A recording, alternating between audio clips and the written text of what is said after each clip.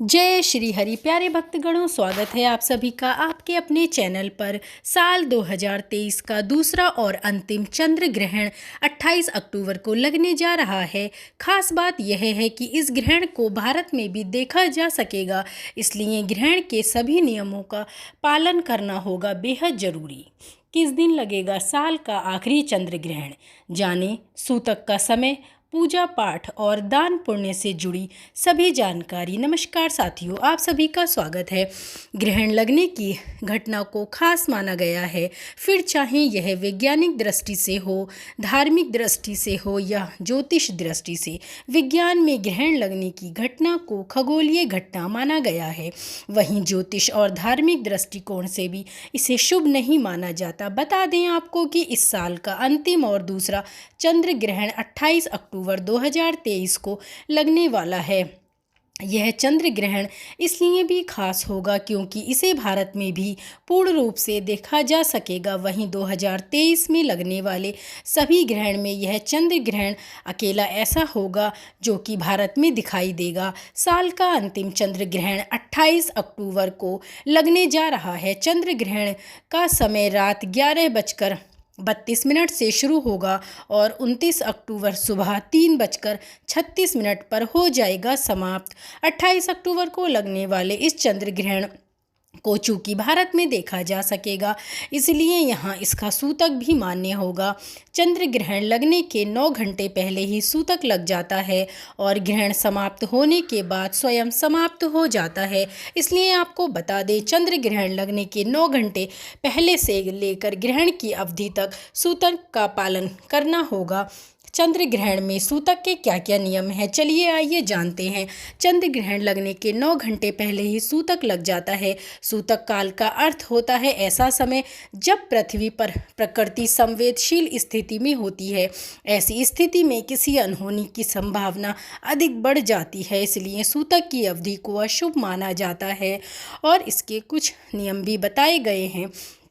आइए जानते हैं सूतक काल से जुड़े नियमों के बारे में।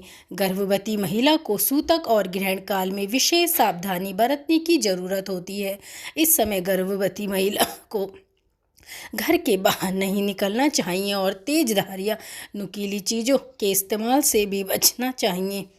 सूतक के दौरान पके हुए भोजन को ग्रहण समाप्त होने के बाद भी नहीं खाना चाहिए। साथ ही ग्रहण के दौरान भी खाना पीना वर्जित माना गया है। घर पर तुलसी का पौधा हो तो इसे सूतक लगते ही स्पर्श करने से बचना चाहिए। सूतक काल में ना ही तुलसी की पूजा करें और ना ही उसमें जल डालें। सूतक काल में भगवान की प्रतिमा को भी स्पर्श ना करें। यही कारण है कि सूतक लगते ही मंदिर के कपाट को बंद कर दिया जाता है। साल के अंतिम चंद्र ग्रहण को भारत समेत ऑस्ट्रेलिया, यूरोप, उत्तरी अमेरिका, दक्षिण अमेरिका, एशिया, हिंद महासागर, अटलांटिक, दक्षिण प्रशांत महासागर, आर्कटिक और अंटार्कटिका में देखा जा सकेगा। विज्ञान की माने तो सूर्य और चंद्रमा के बीच में पृथ्वी के आ जाने से चंद्र ग्रहण माना जाता है। इसे अद्भुत खगोलीय घटना माना गया है, लेकिन धार्मिक दृष्टिकोण से ग्रहण लगने की घटना अशुभ मानी जाती है और इसे समुद्र मंथन की कथा और राहु केतु से भी जोड़ा जाता है। इसलिए ग्रहण लगने की घटना को धार्मिक और ज्योतिष नज़रिए से शुभ नहीं माना जाता। चंद्र ग्रहण समाप्त होने के बाद दान जरूर करना चाहिए, इससे ग्रहण के दुष्प्रभाव दूर हो जाते हैं। चंद्र ग्रहण के बाद आप चावल, दूध, शक्कर और चांदी की विभिन्न वस्तुओं का दान कर सकते हैं। चंद्र ग्रहण समाप्त होने के बाद सबसे पहले स्नान करना चाहिए। इसके बाद पूरे घर पर गंगा जल का छिड़काव अवश्य करें। चंद्र ग्रहण के दौरान और ग्रहण समाप्त होने के बाद चंद्र ग्रहण से संबंधित मंत्रों का जाप करना बेहद फलदायी माना गया है।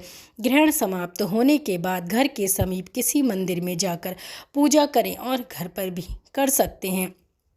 मान्यता है कि ग्रहण समाप्त होने के बाद गाय को रोटी खिलाने से भी शुभ फल की प्राप्ति होती है। ग्रहण समाप्त होने के बाद तुलसी के पास घी का दीपक जलाएं से नकारात्मकता दूर होती है और घर पर खुशहाली आती है।